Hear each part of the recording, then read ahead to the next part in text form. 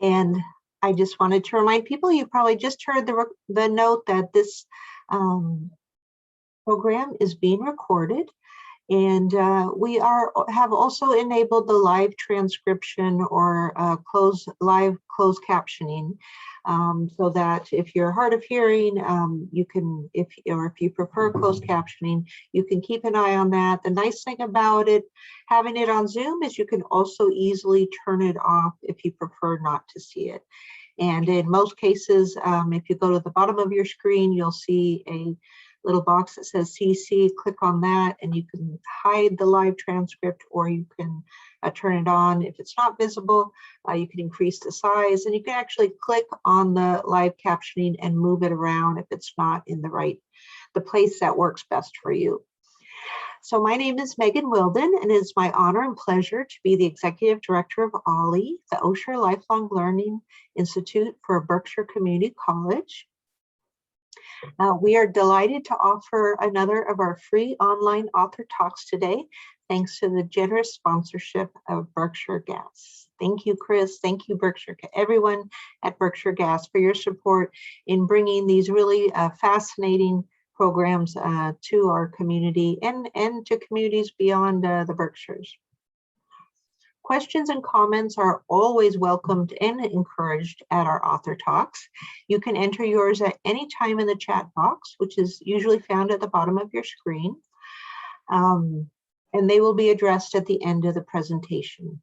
OLLI, as many of you know, provides educational, social, cultural, and volunteer opportunities designed especially by and for people 50 years old and better, but open to all.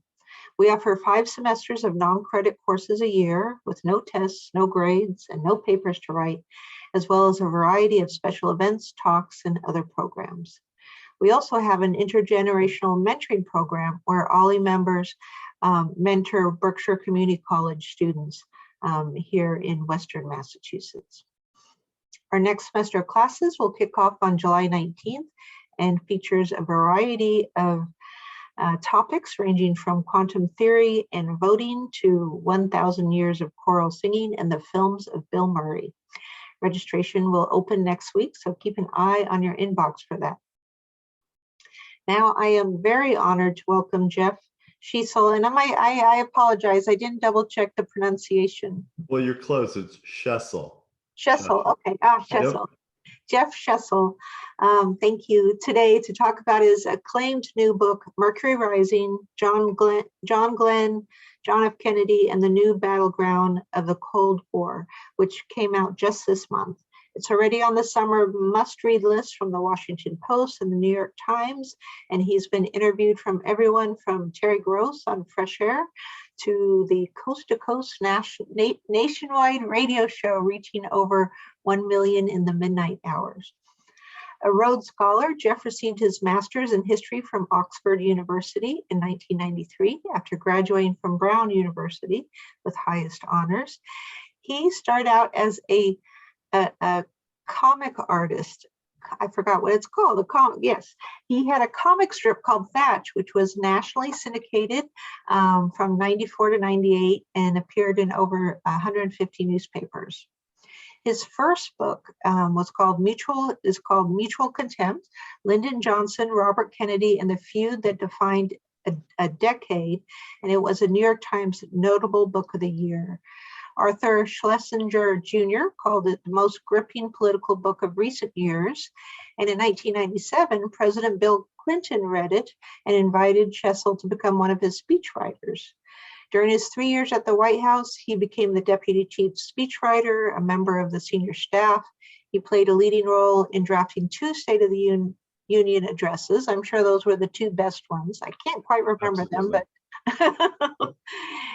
the president's 2000 Democratic National Convention speech, for the farewell address, and many hundreds of others. And Clinton has called Jeff one of the most eloquent historians of his time. His second book, Supreme Power, Franklin Roosevelt versus the Supreme Court. I noticed that you like these themes, but you know, the give and take of people in politics. And, I do. Yeah, of course, it's fascinating. Humans are fascinating. His second book, Supreme Power, Franklin Roosevelt versus the Supreme Court, was also selected as a New York Times notable book, as well as a favorite book of the year by the New Yorker. The Pulitzer Prize winning historian Doris Kearns Goodwin described it as stunning, the kind of book that comes once in a generation. And I haven't collected all the new quotes about your book, but I'm sure they are streaming in. So as well as being an amazing writer, a former presidential speechwriter, and a cartoon artist, he has also taught presidential history at Princeton University, where he was a distinguished fellow in American Studies, and at the University of California, Washington Center. He publishes widely under his own byline. He's also part of the West Wing Writers Consultancy and provides frequent commentary on TV and radio. And I'm sure there's many things I've left out, but I'm delighted to welcome Jeff all the way from Washington, D.C. Welcome. Thank you. Thanks very much, Megan. Thanks to Ollie, and thanks to all of you out there, wherever it is that you're zooming in from. I know that now that many of us are allowed outside again, that is a very powerful pull. And so you are choosing now to watch something like this and not feeling that you have no alternative. So I'm grateful to you for turning out. I'm going to talk a little bit and share some slides, some images here. And then about at the halfway mark, I want to open this up for questions and hear from all of you. But let me jump in. You see this gentleman here. I think many of you recognize him. John Glenn is not an unknown figure. I grew up, I was born really, I was born actually right after, about a week after Neil Armstrong and Buzz Aldrin walked on the moon. So I sort of missed the heyday of the space race. But I grew up in the 70s and the 80s, and these stories loomed very large, and the heroes loomed very large, and none, it seemed to me, larger than John Glenn. And I understood that in many ways, and I knew that he had a first to his name, that he was the first American to orbit the Earth. And yet, as I thought more about John Glenn in recent years, I wanted to understand more why his flight seemed to be so significant. Because on its face, it wasn't totally clear to me. He was the first American to orbit the Earth, but by that point, 2 Russians had already done it. And he wasn't the first American in space. Alan Shepard was, and actually Gus Grissom was the second. So Glenn was number 3. So why was this such a huge moment?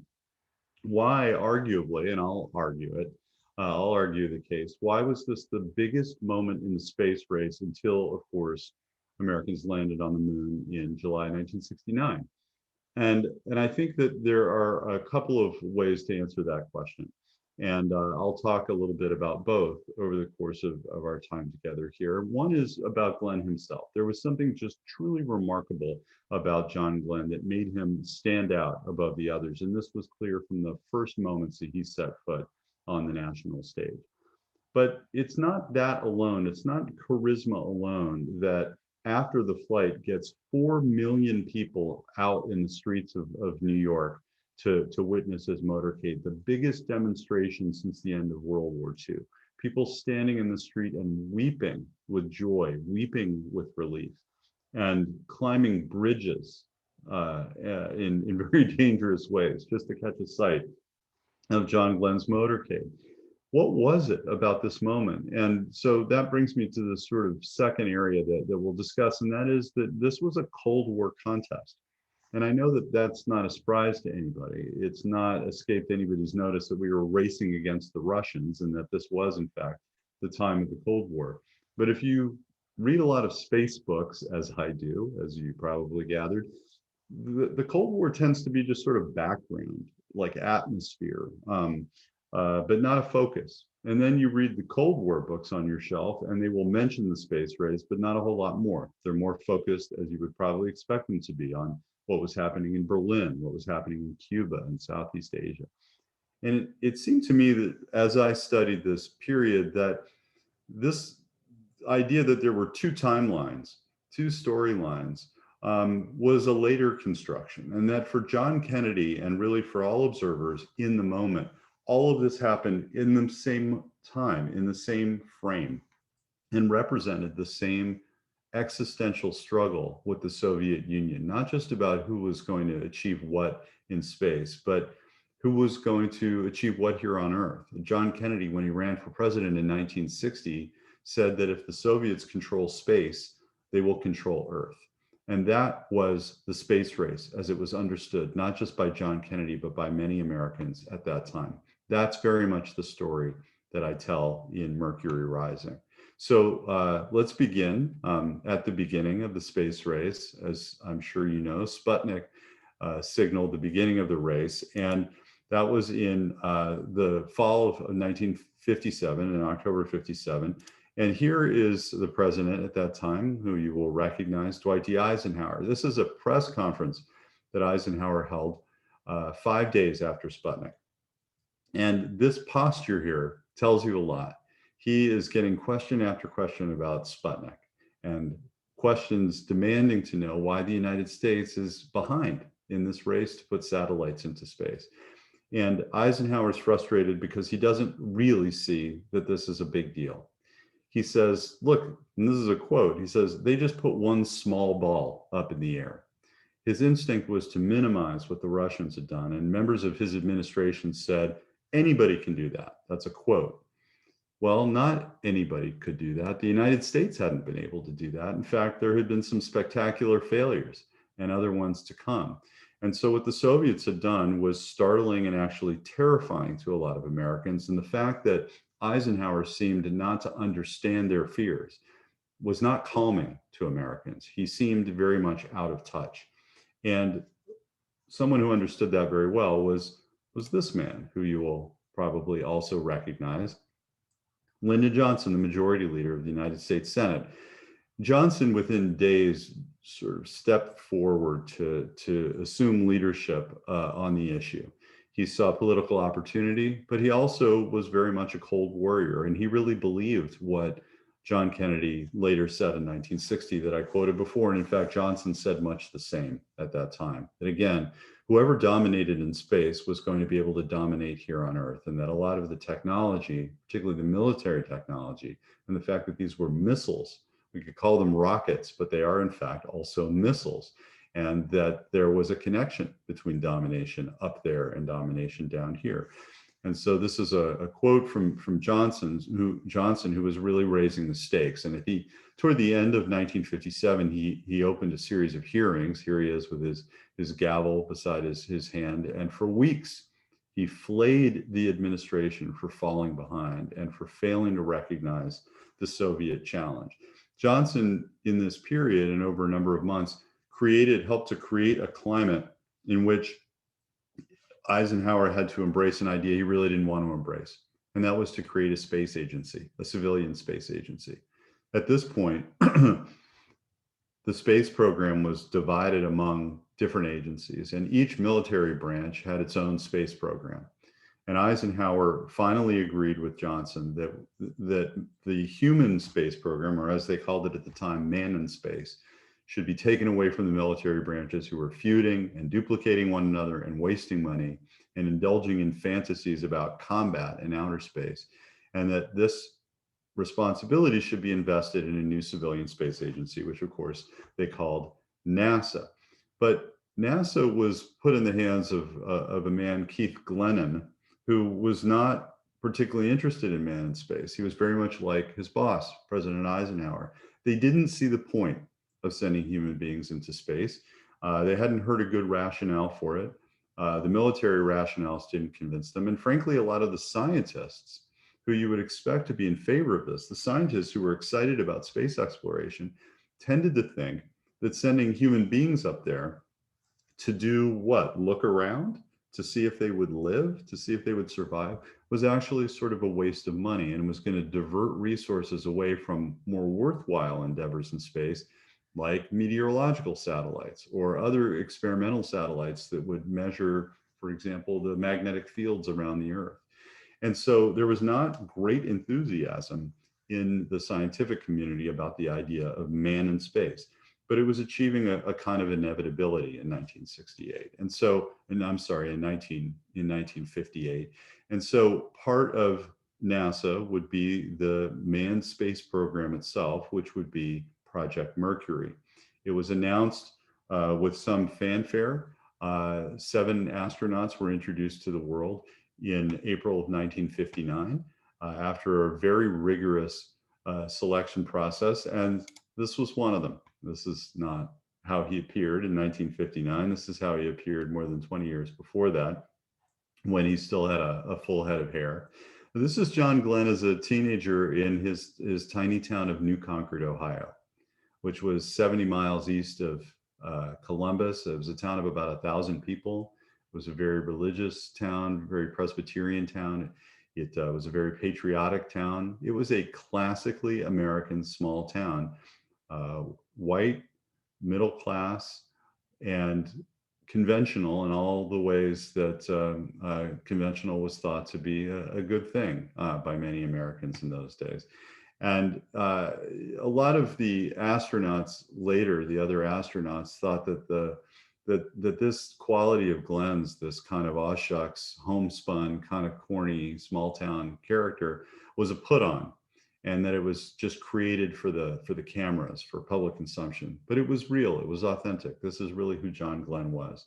But as I'll explain, he was a lot more complicated than that, as most human beings are.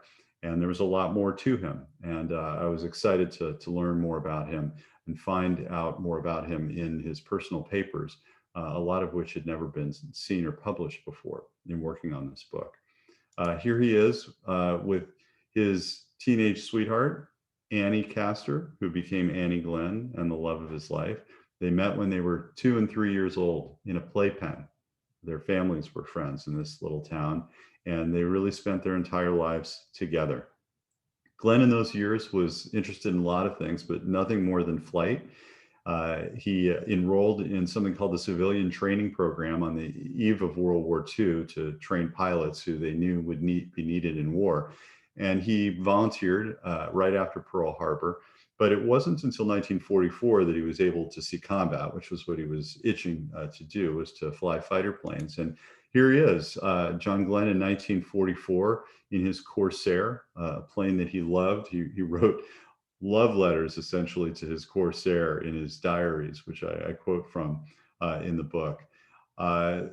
John Glenn was not only a fighter pilot, but he was a fierce fighter pilot. He was the most decorated combat veteran of all of the Mercury 7, some of whom hadn't actually even seen combat. Alan Shepard hadn't, and it was sort of a sore spot for Alan Shepard, kind of an embarrassment. But Glenn had seen combat, and he had really done some heroic and brave and sometimes reckless things.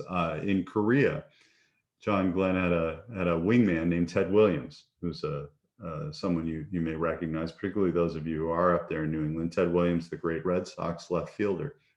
And Ted Williams, as his wingman, said, "The man is crazy. The man is crazy." And I was really, when I was starting this project, I was really intrigued by that quote. John Glenn does not seem crazy. He never seemed crazy. He seemed as level-headed as anybody you'd ever encounter. And in many ways he was. And yet, in battle, there was no one fiercer than John Glenn. And one of many stories I could tell you about John Glenn in wartime, he and his commanding officer were flying in very low toward a target that was firing at them in North Korea. And his commanding officer said, "Let's get out of here. They were just drawing too much fire." Glenn circled back. He actually defied orders to circle back to try to take out that target. He didn't take out the target, but the target nearly took him out, blew a hole, as you can see, in the tail of his Panther jet, the size of his helmet. And he somehow managed to get this plane back to base. That is not the only story I could tell you like that. In the years after World War II, Glenn became a test pilot and actually became a test pilot of some renown. You know, most test pilots do their amazing work in obscurity, but Glenn in 1957 flew this jet, this Crusader jet, across the United States from LA to Brooklyn. In 3 hours and 23 minutes, he set a speed record. And he wound up on the front page of every newspaper in the country. This photo or other photos on the tarmac with his attractive family. He became a celebrity, and he wound up, as a result, being invited to compete on Name That Tune, the CBS game show with this boy, Eddie Hodges, and they won week after week in prime time. And Glenn became not just famous, but adored. He appeared in one dress uniform or another week after week. And so by the time the astronauts were named in 1959, Glenn was already famous, which was not true of any of the others. And Glenn was also, he was not just famous, but he was a natural. And here you see him at the press conference I mentioned in April 1959, where the astronauts were introduced to the country. And Glenn was just having a great time. He was telling jokes, he was telling stories, he was pulling the heartstrings, he was speaking of his patriotism, he was talking of his faith and his family, and the others couldn't stand it. I mean, here they're smiling gamely, trying to put on a good show, but they hated it, and they never forgave him for it. Every single one of them who lived a long life wrote about this moment in his memoirs and said that Glenn was hamming it up and trying to change the game, trying to stand out above the others, not by virtue of his flying, but by virtue of his personality. There was a lot of jealousy that set in immediately. And they were worried that it was going to skew the contest. And it was a contest to see who was going to get to fly first, who was going to get to be potentially the first human being in space. And when the Russians beat the US to that in April of 1961, there was still interest, as you would expect, in being the first American, at least, into space. So it was a fierce competition. And the other astronauts worried that this public relations aspect of Glenn's celebrity was going to skew the contest, that he had a huge rooting section in the country. As I said, he was the most popular of the astronauts. The press adored him. The press was sort of a rooting section for Glenn as well. And it was a surprise, actually, to everyone, not least of all John Glenn, when the head of the Space Task Group, Robert Gilruth, selected Alan Shepard at the beginning of 1961, after almost 2 years of training, picked Shepard to fly first, and picked this man on the left, Gus Grissom, to fly second. And Glenn was told to be the backup to both of them. And this was a blow that, unlike anything Glenn had ever suffered before, and he didn't take it well.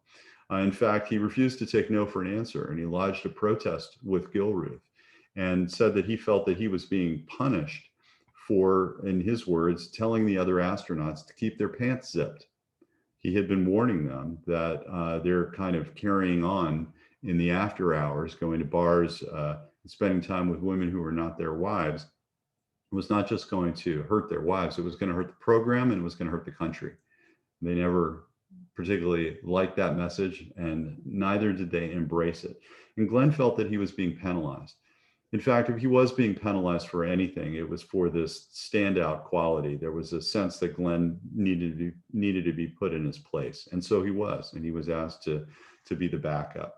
And he settled in ultimately to that role, and he served both Shepard and Grissom very loyally, and he thought he would wait his turn.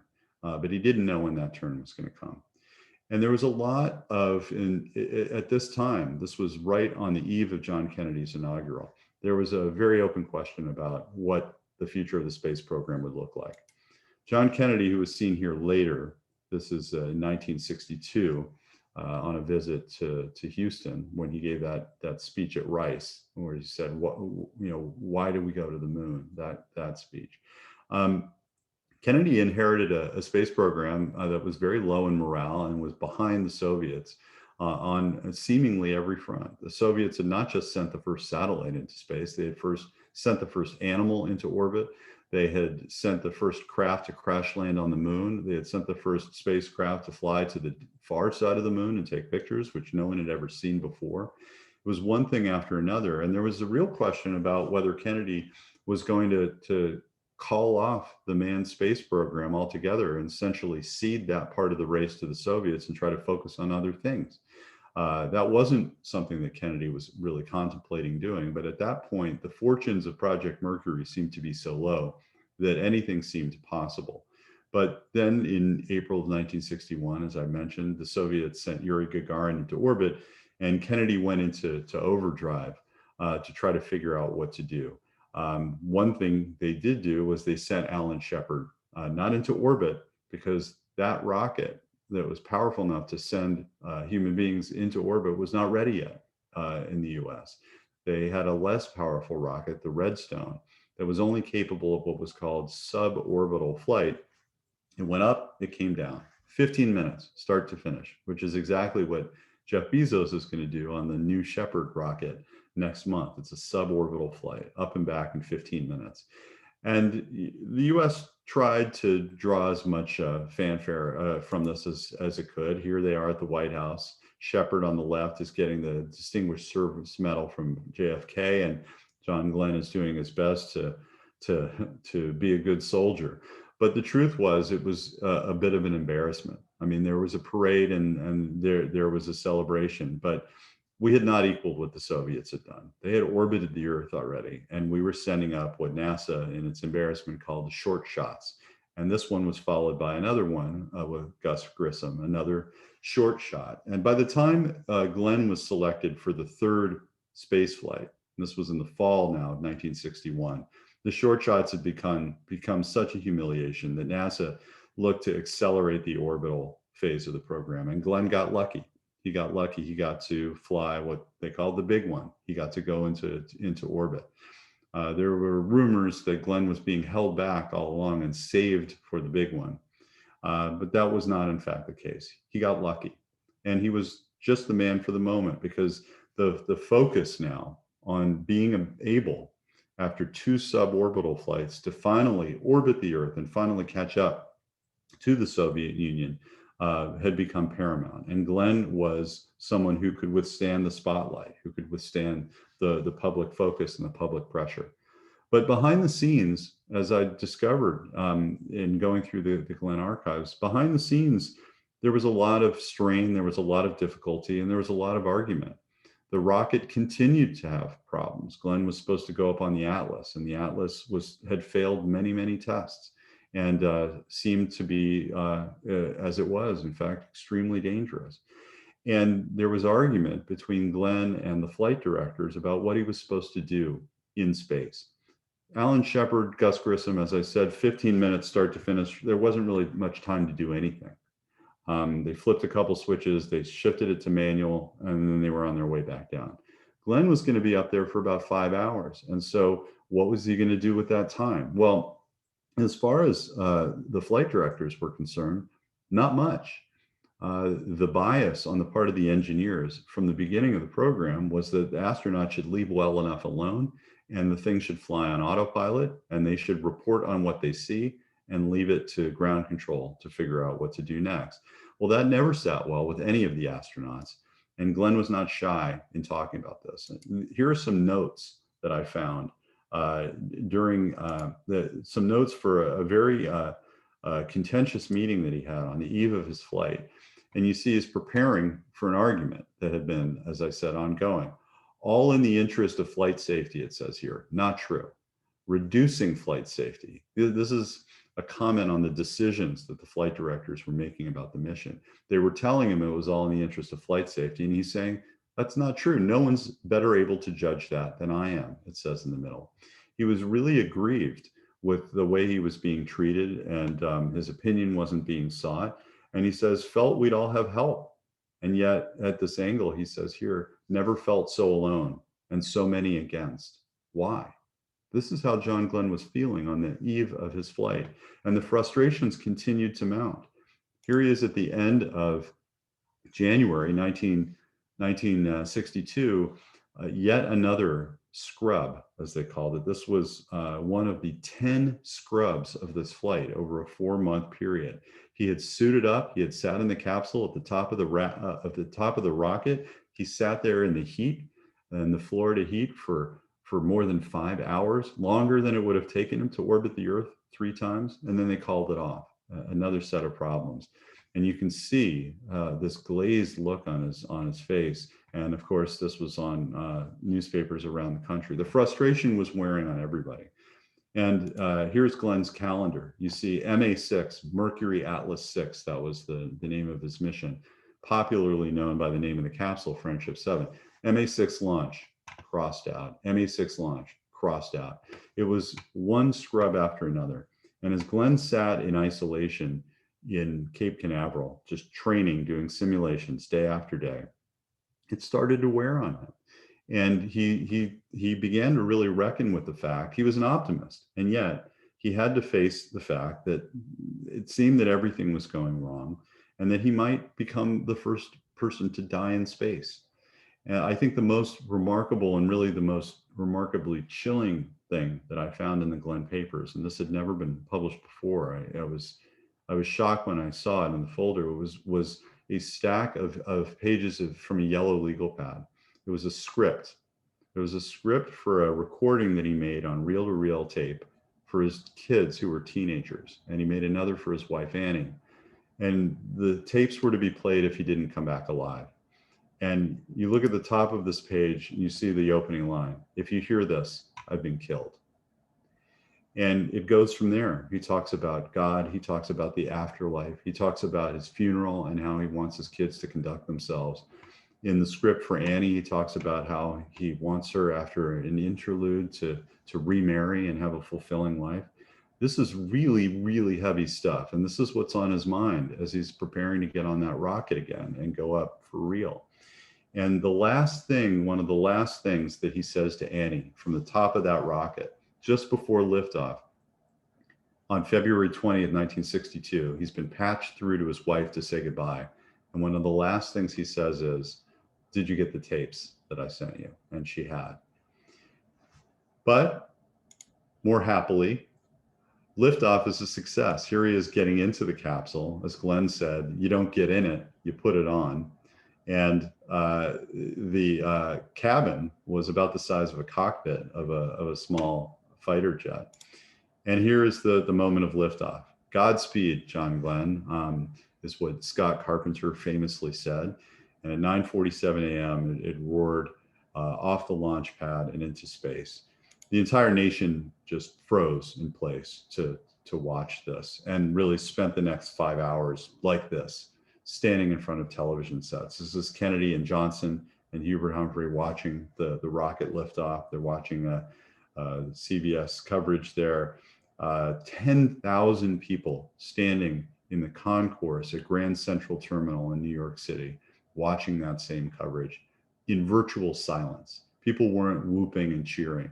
They were terrified because, like Glenn, they saw the danger. This is Glenn's hometown of New Concord. Everything shut down. Everything shut down while Glenn was in flight. Glenn, meanwhile, was having a great time. He had brought a camera. He had to convince his NASA superiors to let him bring a camera. They told him it would be a big distraction, but he thought it was important, an important part of the mission, so he could bring back evidence of what he saw. And he's taking pictures and he's doing his observations, and you can hear in the recordings the joy in his voice. But at the end of his first orbit, a couple things go wrong. One is that the autopilot starts to malfunction, and the capsule starts to skate a little bit, kind of like a car with its wheels out of alignment. And the thrusters automatically would kick in and knock it back into alignment. And then it would happen again, and the thrusters would do it again, and it was burning fuel. So Glenn had to take over manual control of the capsule, which, for the reasons I mentioned a few minutes ago, wasn't the worst thing in the world from Glenn's perspective. He never wanted to fly this thing on autopilot. So it was a problem, but it wasn't really a problem from his perspective. But the other thing that was going on was that a warning light went on at a console at Cape Canaveral. And what that said was that Glenn's heat shield had started to separate from the capsule.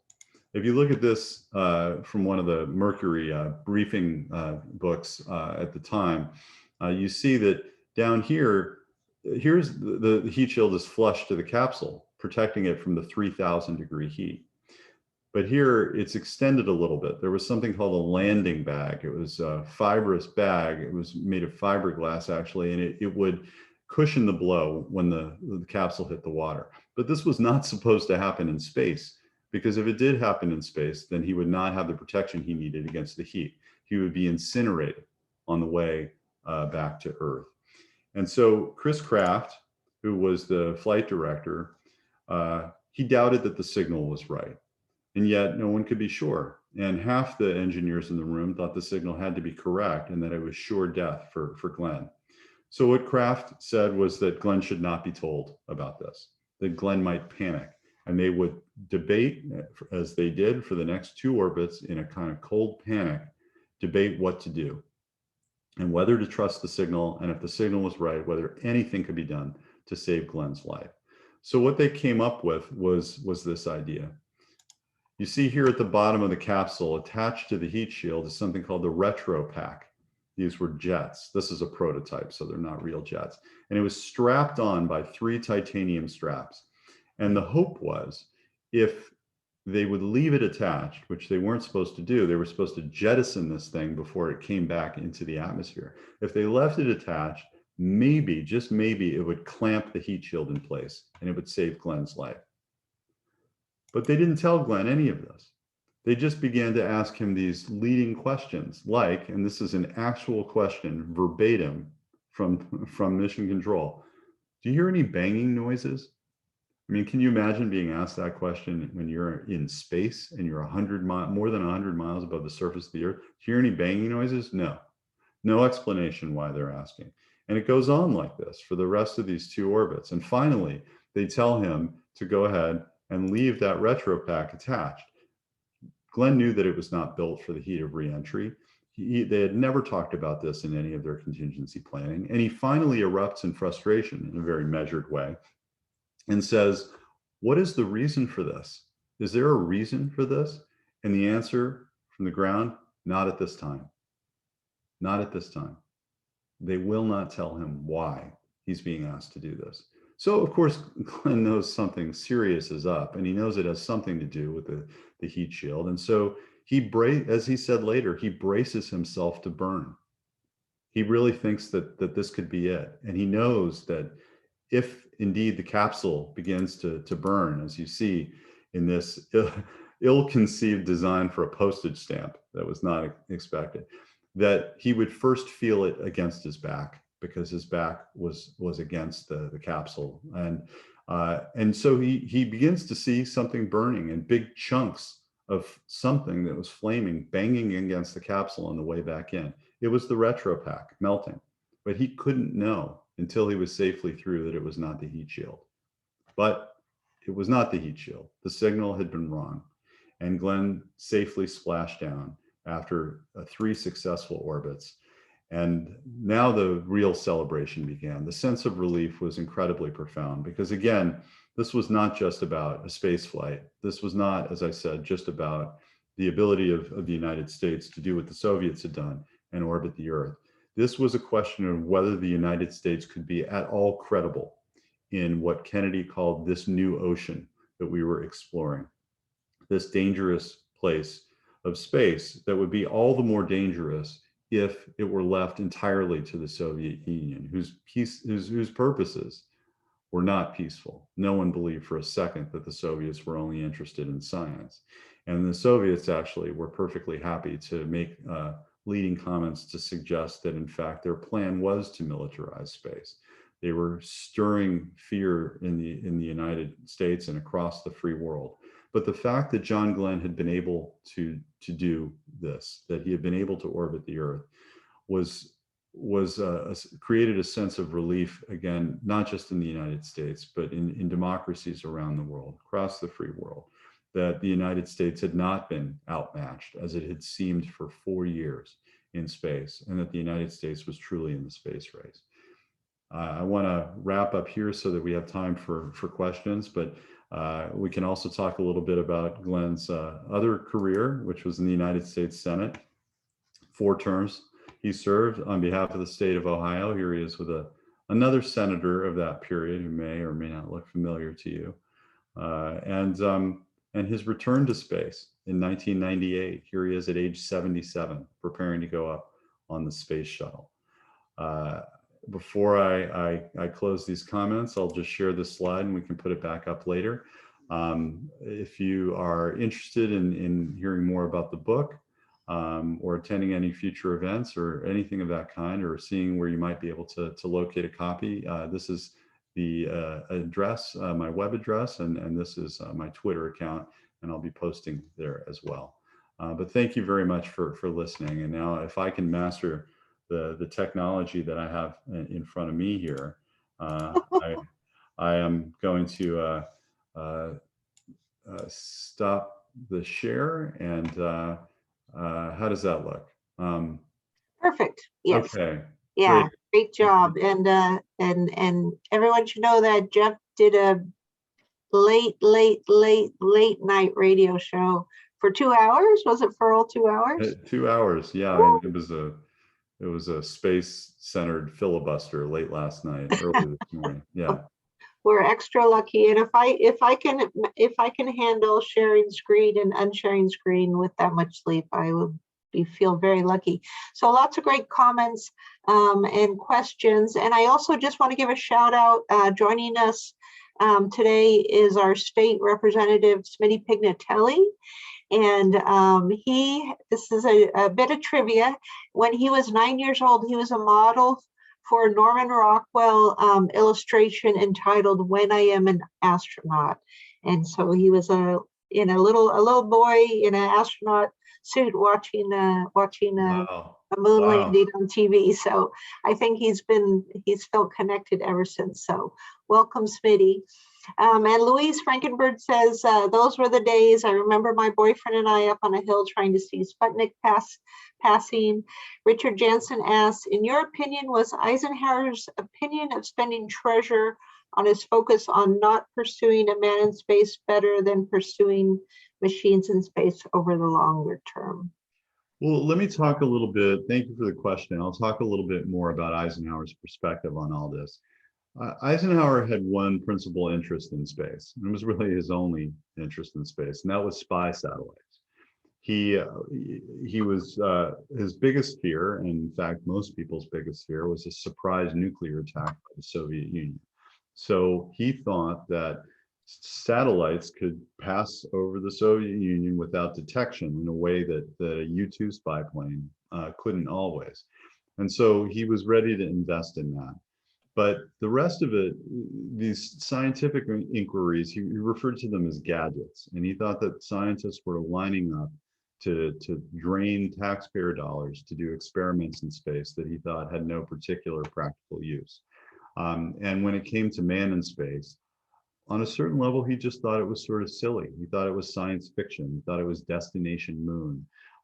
He thought it was Take Me to Your Leader. They made fun of it in his White House. His own science advisor, and this is not a political advisor, this is his science advisor, said it was Buck Rogers stuff. Guys, shooting disintegrator guns at each other from flying saucers. And as I said before, there wasn't actually a terrific rationale quite yet for sending human beings into space. And in terms of establishing a presence on the moon, what Eisenhower said was, we don't have any enemies on the moon. So he was much more interested in investing in the arms race here on Earth to build a credible deterrent to the Soviet Union. It's hard to argue with all of that, except that, as John Kennedy understood, and Eisenhower never really did, that, again, what happened in space sent an incredibly dramatic and powerful signal to all the nations of the Earth about the level of sophistication of your science and technology, and your ability as a country to marshal the sort of effort and the sort of discipline to do big, unprecedented things. And on those scores, the Soviets seem to be leading. And the last thing I'll say on this, because I want to leave time for other questions, is that there were opinion polls being taken at this time of views of the United States around the world, as you would expect. They've always done that.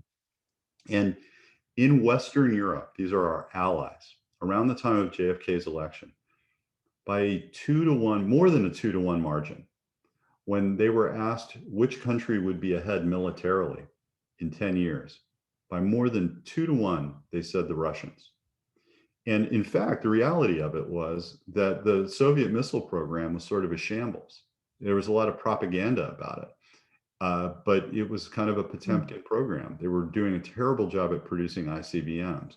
but they were sending things into space on missiles. And as far as the world was concerned, that was proof right there about the sophistication of the Soviet military and the advancement of the Soviet military. So this was a serious business. It was not just about PR, as Eisenhower thought it was. This was not just about fun and science fiction. This was about the credibility of the United States as a military power in the world. Thank you. Don asks, how true is the statement that our man in space program was set back by our early expertise in miniaturization of atomic weapons with no urgent great need to develop large rocket boosters?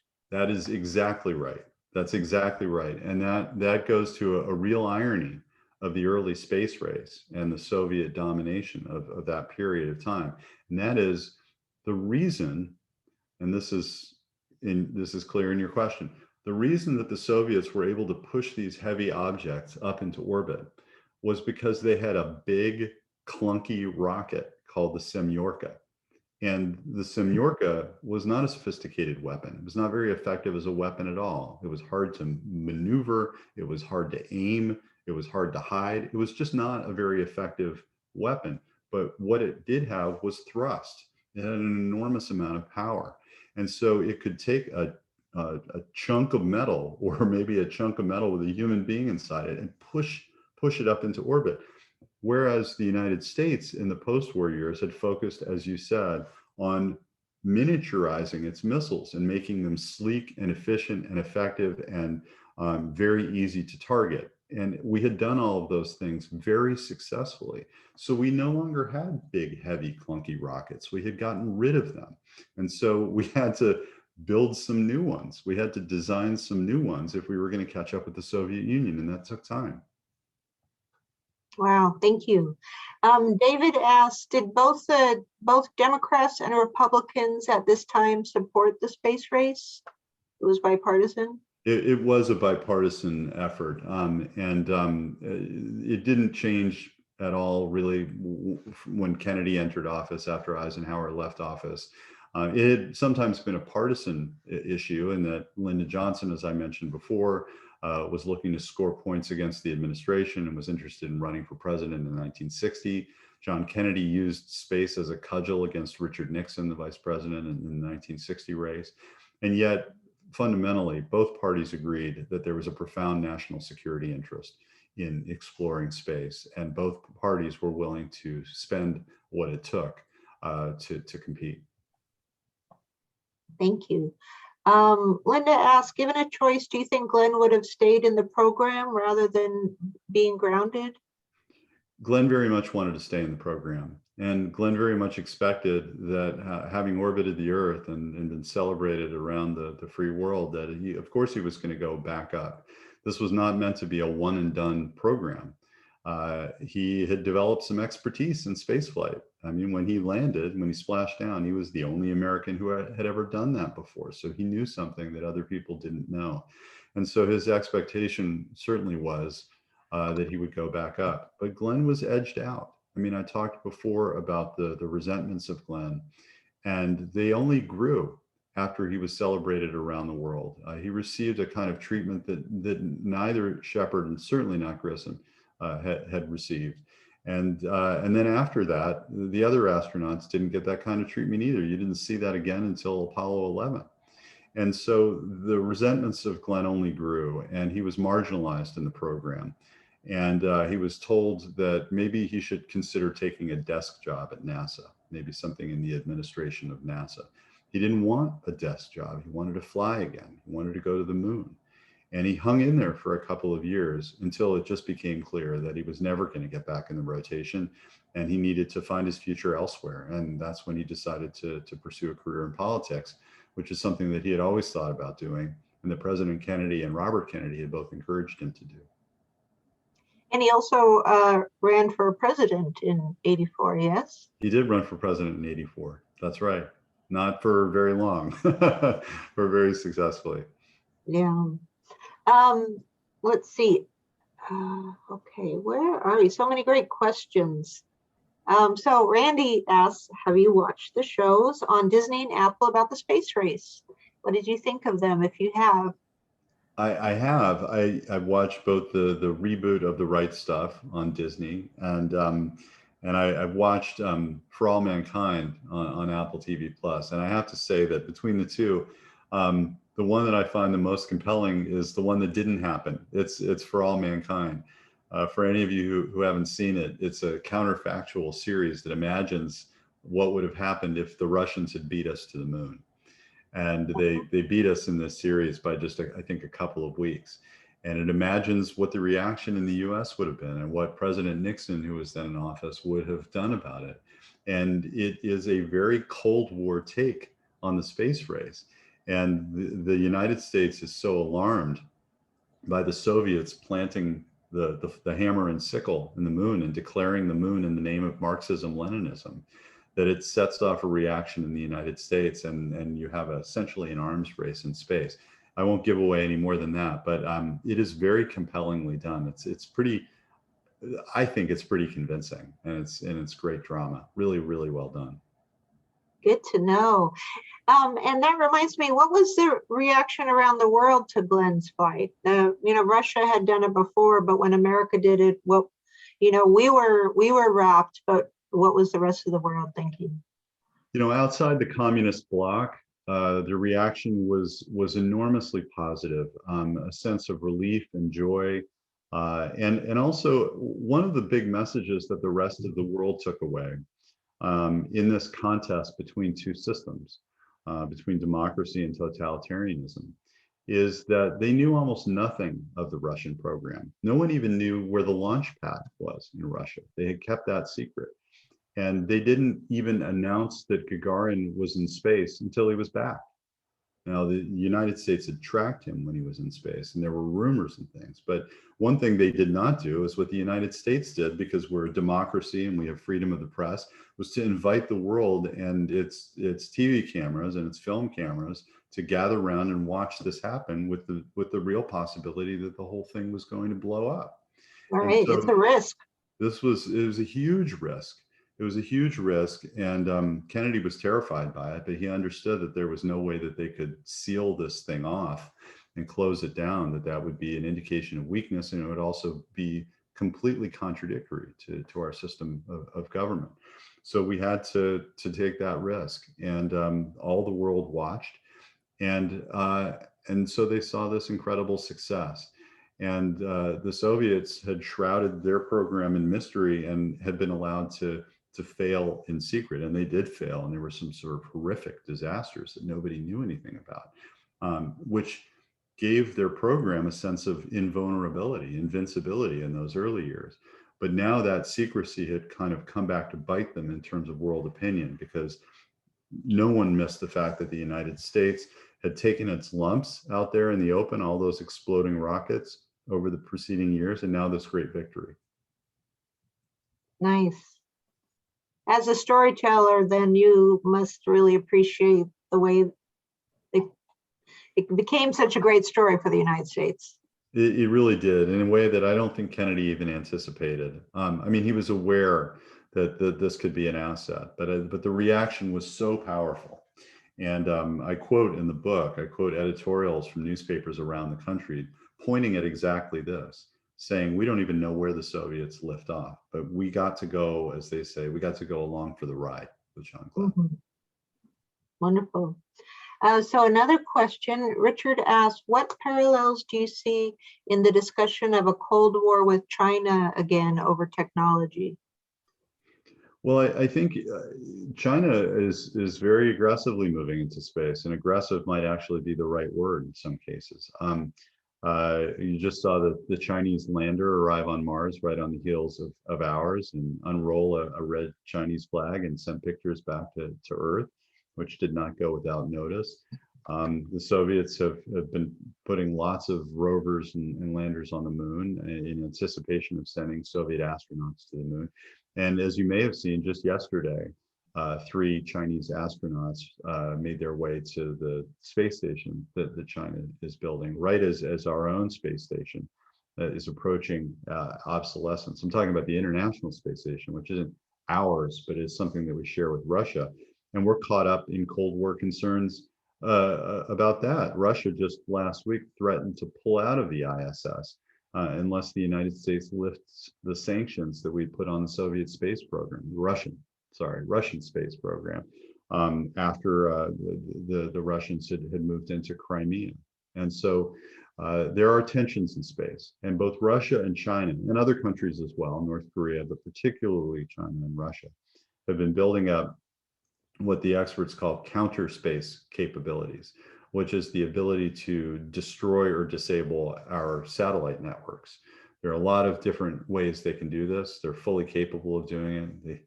Lasers, missiles, hacking, jamming, all sorts of things. And the U.S.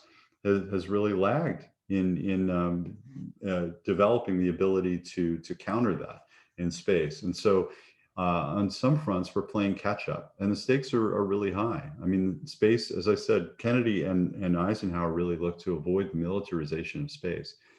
It's happened. Space has been militarized by both China and Russia. Thank you. Now, looking back into the historical part, Kathy says, in the recent movie Hidden Figures, where Black women were acknowledged for their work in the space program, it said that Glenn was supposed to do 7 orbits, but because of the difficulty, it was only 3. Is that true? And also, did you ever have a chance to meet Katherine Johnson? I didn't, but boy, I would have loved to. What a remarkable, incredible woman. And I mean, it's wonderful to know that she finally began to get her due before she passed away, that she lived long enough, thankfully, that she won some of the recognition from President Obama and others that she deserved. In terms of the 7 orbit, the 7 orbit statement, that isn't exactly true. Glenn was cleared for 7 orbits. It was a sort of a technical threshold that technically he was able to go 7 orbits, but that was never the mission plan. The mission plan was only ever to go 3 orbits. So he did exactly what he was supposed to do. Thank you. Mike asked, what technology aside from rockets played a major role or in the US space program? Well, you know, one of the underrated aspects of all this was the communications network. We take it so for granted now that it was incredible for me to learn a couple things. One is that, so Glenn, of course, was orbiting the Earth, and but there was the communications signals and the receivers here were not powerful enough that he could just constantly stay in communication with, say, Cape Canaveral or the Goddard Space Flight Center in Maryland. That they had to create tracking stations ringing the globe. And so they would send people to parts of Australia and Mexico and on ships in the middle of the Pacific, so that as Glenn passed over them, they could pick up his signal. And there were some sort of dark zones where Glenn was out of communication with them until he reached the next ring where they could sort of pick this up.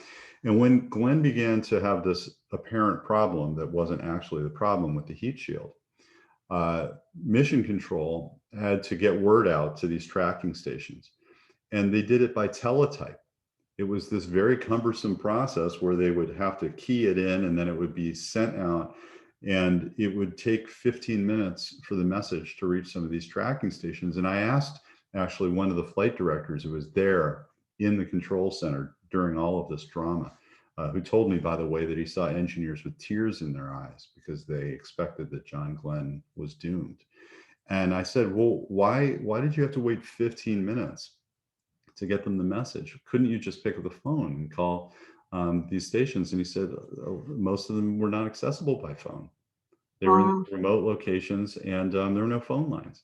Mm-hmm. And, you know, of course, there were no cell phones in those days. And so they had to go, you know, extremely old school. But as these missions proceed, with every passing mission, not only is the capsule being reinvented almost, you know, from mission to mission, but they're also improving this communications network. So by 1969, when you're finally going to land on the moon, the advances, not just in the capsule and the rocket and so forth, but the advances on the ground were profound. It was like a different world in 1969 than it was in 62. Wow. Thank you so much. So we're about out of time, and it has just sped by. We have a lot of thank yous. People mentioned fond memories of listening to the broadcast. Representative Smitty Pignatelli says, thank you, Megan and Ollie and Jeff, for an incredible historical conversation for many of us who were glued to our TVs at that time. And of course, we barely scratched the surface of the book. So not only is it a fascinating subject, but Jeff is a tremendous writer. You can often read his work in the New Yorker, the New York Times, Washington Post, and elsewhere. So you're going to put that screen back on to Yes, show us let me share that again. Thank you for with your last remaining brain cells. Yeah. I hope you can see that again. And I hope you'll check out the site. And you know, I've written a couple of pieces related to the book. There's a sample chapter. You can read the intro in the first chapter to see whether it's of interest. If this hasn't whet your appetite, there's a little bit more there for you to check out, and I hope you will. Great, thank you so much. And we will also send the web address and the Twitter address out tomorrow to everybody. So you'll get the hot link. So don't worry if you don't get a chance to write it down. We'll make sure it gets out to you. And also there's just one more question here, which was, what was the name again of the alternate history TV show? It's called For All Mankind. For All Mankind on Apple TV Plus. Yeah. Apple TV Plus. It's hard to keep track of all those. It is. Great. It is. I never know where to find these things. It's worth checking out. They've done 2 seasons so far, and they're all the way in the 80s now. Great. But I just, before we all sign off, I want to thank you, Megan, and I want to thank Ollie and all of you for your great questions. And it's just been wonderful speaking with all of you. I wish it could have been in person, but we're getting there. Absolutely. Absolutely. Thank you so much, and have a wonderful evening. Thanks, everybody. Thank you. Bye-bye. Thanks very much.